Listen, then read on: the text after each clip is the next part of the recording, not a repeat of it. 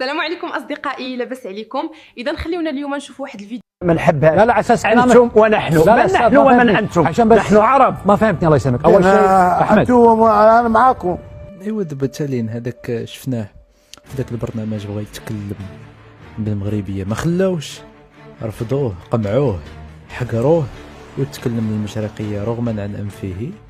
هذا حتى هو هذا قال ليه انتم ونحن. اقسم بالله انا ما عندي، اقسم بالله في المغرب سمعوا كلام الاستلاب ونرجعوا. كل بيتابع البطوله السعوديه والبطوله القطريه في الدوري قصدك انت ايش قلت؟ يا دي تيبرر. عمري ما شفت شي واحد تحت الصباط وتيبرر لهذاك اللي بارك عليه في الصباط.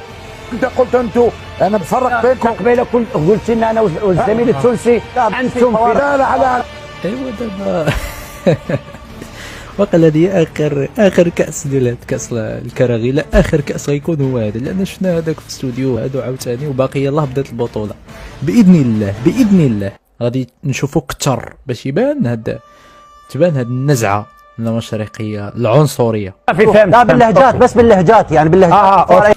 شوف، ممنوع اللهجه ياك اللهجه الدارجه عربيه ممنوع انك تتكلم بها في هاد كاس العالم.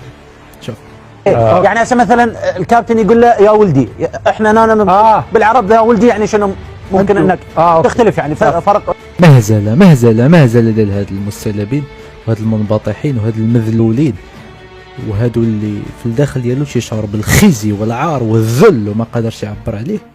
مهزله باش انهم يبانوا بهذه الطريقه هذه. الاخر في الاستوديو هذا حتى هو في هذا الاستوديو البدوي، الطريقه البدويه بزز منه. ما كاينش واحد تيريح في المغرب بالطريقه البدويه المتخلفه.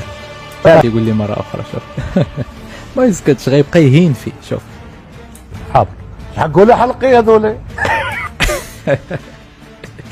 ايوا دابا والله لا اذلاء في كاس الكراغيله هذا.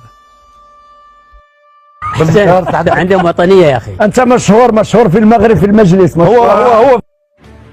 هو كيقول ليه حركته للحلقه ديالي، والاخر كيرد كيقول لي انت مشهور عندنا مشهور. لا حول ولا قوه الا بالله. وباقي غادي يزيدوا. اسمع اخر الاختلاف لا يفسد للود قضيه. والله انا معاكم، بس قصدي اوروبا فادتكم اكثر. لا تقول احنا صراحه لا تعليق. ما شنو غادي نقول دابا انا؟ شنو غادي لا تعليق. تكلمنا لكن العقل المستلب ما بقاش باغي يفيق. خصو يكون في مزبله التاريخ، خصهم يتإليميناو الهويه ديالنا، لان تيجيبوا لنا الذل والعار والخزي كما هذا.